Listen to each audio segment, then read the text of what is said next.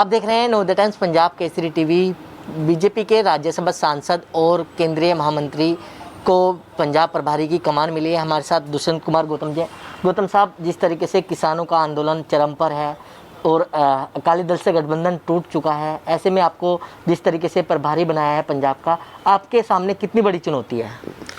देखिए, भारतीय जनता पार्टी एक राजनीतिक दल के नाते चुनाव लड़ना और योजनाओं को वहाँ तक पहुँचाना हमारे लिए कोई चुनौती नहीं है। हमारा अपना स्ट्रक्चर खड़ा हुआ है, संगठन खड़ा हुआ है और हमारे केंद्र बिंदु में राष्ट्रीयवाद रहता है, मानवतावाद रहता है। हर व्यक्ति को सारी सुविधाएं मिलनी चाहिए, इसलिए काम करने में हमें समस्या नहीं होती है। हर चीज़ हर व्यक्ति को मिलना चाहिए, तो इसलिए हमारे लिए पंजाब में कोई ऐसी चुनौती नहीं है। चुनौतियाँ आती हैं और जाती हैं। कोरोना हमारे सामने बहुत बड़ी चुनौती निकल के आया, लेकिन हमने विश्व संसार के अंदर अपना स्थान बनाया है कोरोना को हराने के लिए। गौतम साहब, आपने संगठन की बात करी है, क्योंकि पंजाब अगर बीजेपी की बात की जाए तो कई धड़ों में बढ़ती हुई नज़र आती है। चाहे मौजूदा प्रधान जो है अश्वनी, उनका एक ग्रुप है, और जो पूर्व अध्यक्ष हैं श्वेत मलिक, उनका अलग ग्रुप है। उसको कैसे इकट्ठा करेंगे आप?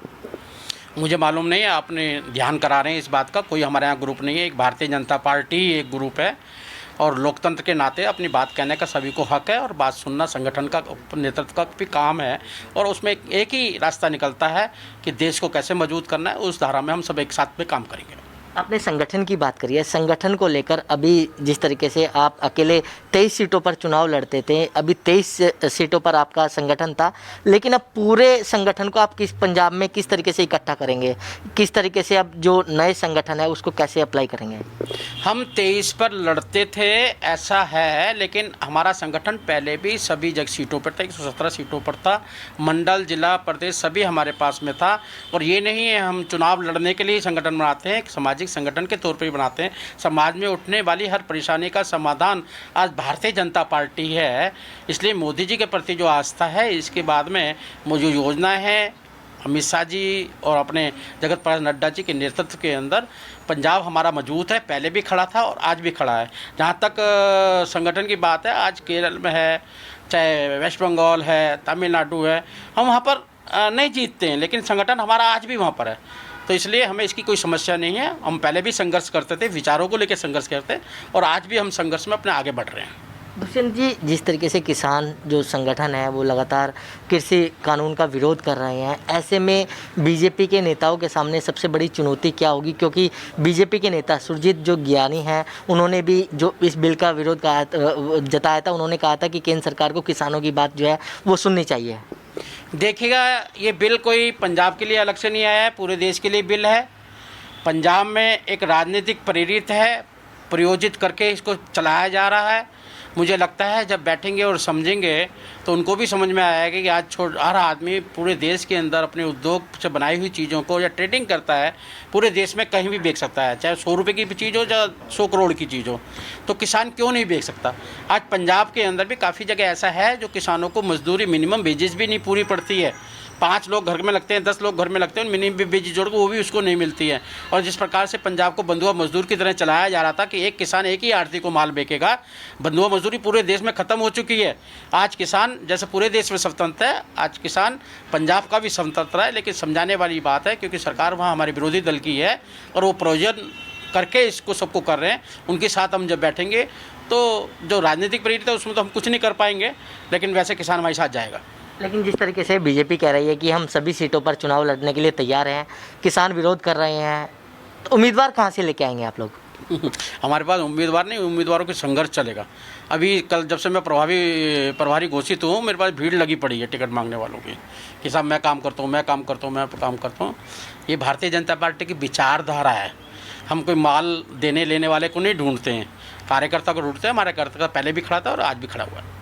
गौतम साहब, जिस तरीके से बीजेपी जो कांग्रेस है वो 2 बार कैप्टन अमरिंदर सिंह के फेस पर चुनाव लड़ चुकी है, बीजेपी की तरफ से कौन सा फेस होगा जो मुख्यमंत्री का दावेदार होगा? ये काम हमारे संसदीय बोर्ड का है, वो उस पर निर्णय करेंगे। और जब चुनाव आएगा आपको मुख्यमंत्री भी मिलेगा और सरकार में हमारा ही प्रतिनिधित्व होगा। या ऐसा कहें कि किस फेस पर चुनाव लड़ा जाएगा पंजाब के अंदर? प्रधानमंत्री नरेंद्र मोदी का फेस होगा या कोई दूसरा जो पंजाब से संबंधित रखते हैं? देखो, ये चुनावी घोषणा होगी, उसके बाद में विचार करेंगे। मोदी जी तो हमारा फेस है। आज 85% लोग मोदी जी को पसंद करते हैं। और पंजाब में हम पहले भी जीते हैं, पूरे देश में जीत रहे हैं हम। जहां हम नहीं थे, आज बाई इलेक्शन हुआ है, हमारा स्ट्राइक रेट 70% आया है। जहां हम नहीं जीते वहां भी हम जीते हैं, और बिहार के अंदर लगातार हम जीतते आ रहे हैं। इसलिए हमें इसकी कोई समस्या नहीं है। जो भी होगा भारतीय जनता पार्टी का कार्यकर्ता होगा। बीजेपी के ज़्यादातर कार्यकर्ता जो है वो शिरोमणि अकाली दल में शामिल हो रहे हैं। इस टूट को आप किस तरीके से रोकेंगे? जब चुनाव आता है ये चीज़ें भी चलती है।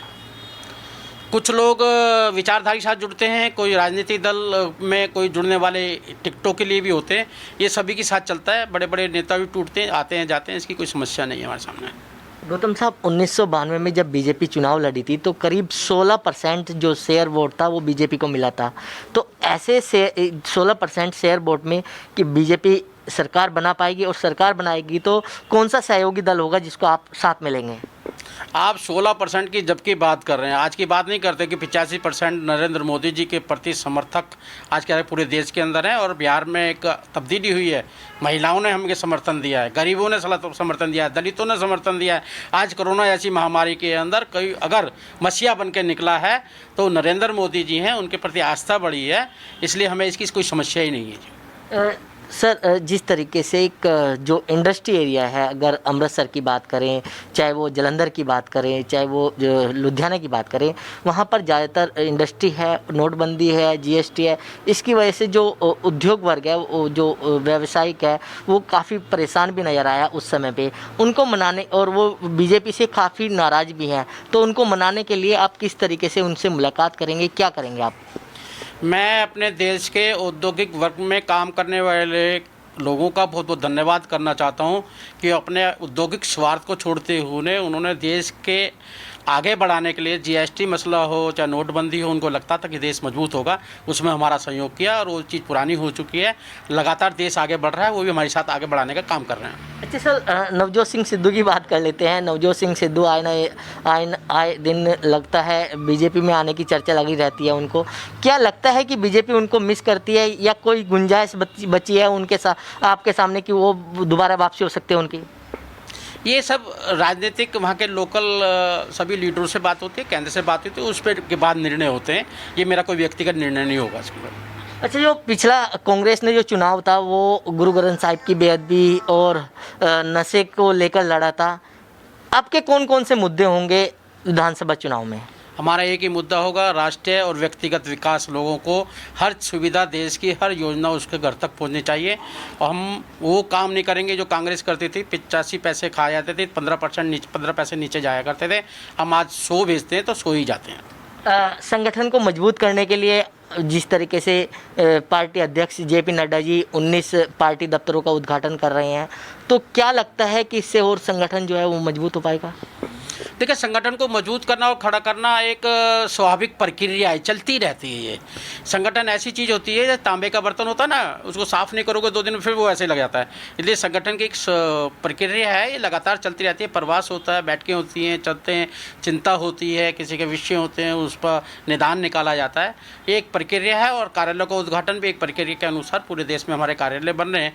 एक बड़े राजनीतिक दल के रूप में हम काम कर रहे हैं। एक देश के निर्माण के लिए हम काम कर रहे हैं। इसके लिए इंफ्रास्ट्रक्चर भी चाहिए होता है, उसमें काम कर रहे हैं। जो पार्टी अध्यक्ष हैं जेपी नड्डा जी, वो पंजाब दौरे पर भी जाने वाले हैं। अगर किसान विरोध करते हैं तो किसानों को समझाने के लिए आप लोग क्या करेंगे?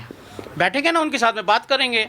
परिवार होता है, परिवार में कोई नाराज़ होता है, उसके साथ बैठते हैं, बात करते हैं उससे, उसको अपनी बात समझाते हैं, उनकी बात समझते हैं और फिर हल निकालते हैं उसका। अच्छा, मेरा आखिरी सवाल ये है कि आपको प्रभार मिला है पंजाब का, चंडीगढ़ का, तो आप पंजाब दौरे पर कब जाने वाले हैं? मैं इसी महीने में जाऊँगा सभी जगह। मुझे पास 4 प्रभार हैं मेरे पास इस समय। चंडीगढ़ भी है, उत्तराखंड भी है, पंजाब भी है, महिला मोर्चा भी है। उसके अलावा मुझे वेस्ट बंगाल 2 दिन के लिए जाना है, 2 दिन जम्मू कश्मीर के लिए भी जाना है। तो सारा इसी महीने पूरा करूँगा मैं। तो बिल्कुल, ये थे पंजाब के प्रभारी दुष्यंत कुमार गौतम, जिन्होंने नवोदय टाइम्स पंजाब केसरी से खास बातचीत की। दिल्ली से कमल कुमार कंसल, नवोदय टाइम्स पंजाब केसरी टीवी।